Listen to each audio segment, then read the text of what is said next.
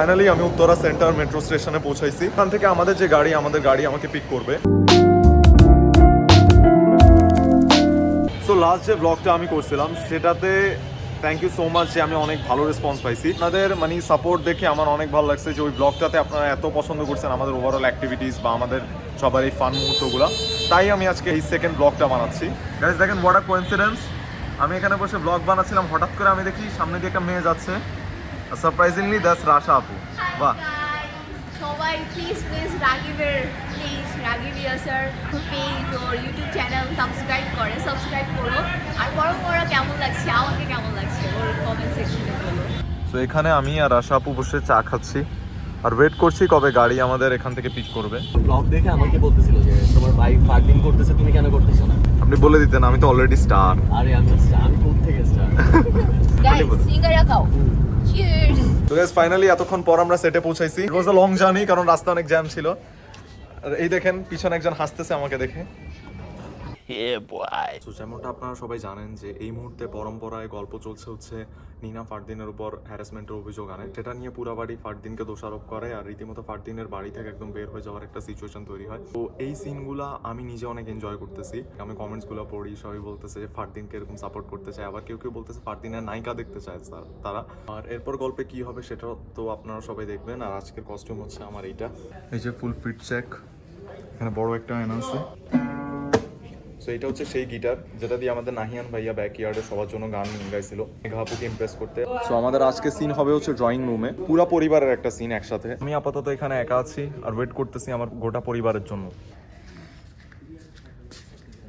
এই ব্যাকগ্রাউন্ডের লাইটটা কমবে এর উপরে পাইছি।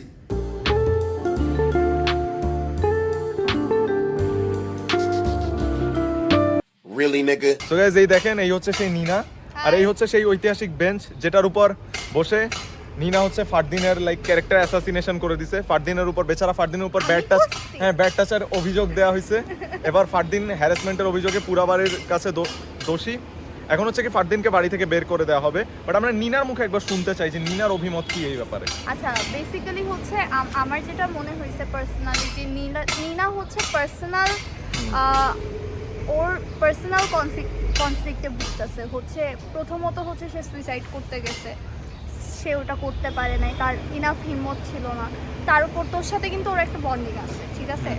তুই ব্যাশ আউট, মানে তোকে সবাই ব্যাশ করতেছে, সেটা তার খারাপও লাগতেছে। আবার সে সেটা যদি কাম আউট হয়ে যায় ফর সাম রিজন, ওরে বাসা থেকে বের করে দিবে। আচ্ছা, অনেক কিছু। তাই বলে বেটা মানুষকে ফাঁসাই দিলাম।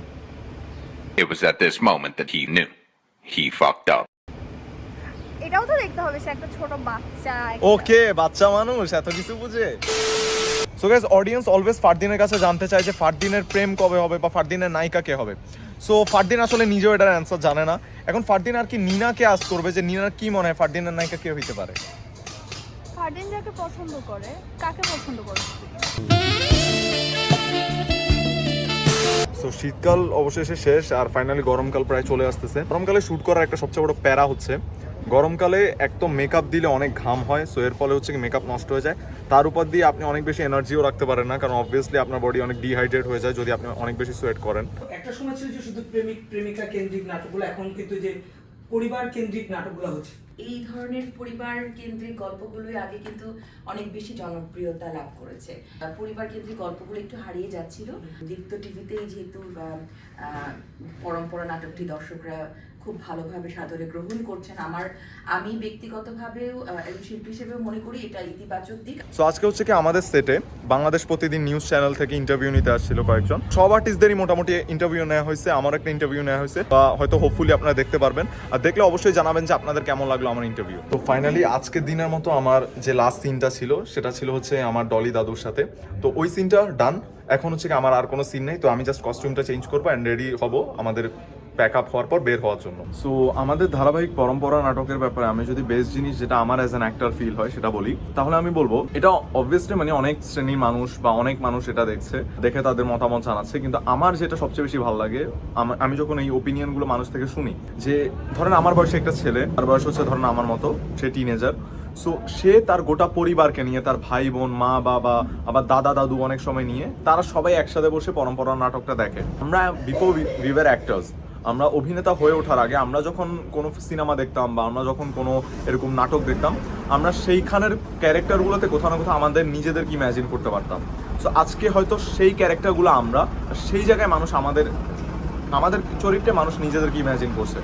এই দেখেন আমাদের রাশা আপু এখন অডিওর দায়িত্ব নিয়েছেন।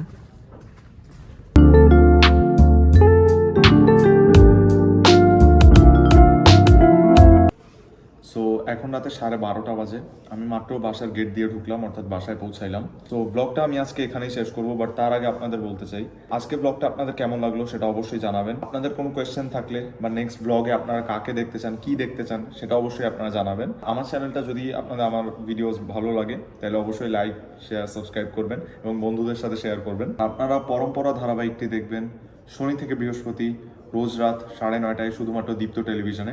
এছাড়া আপনাদের ফারদিনের পারফরমেন্স কেমন লাগছে সেটা অবশ্যই জানাবেন। See you in the next video, by.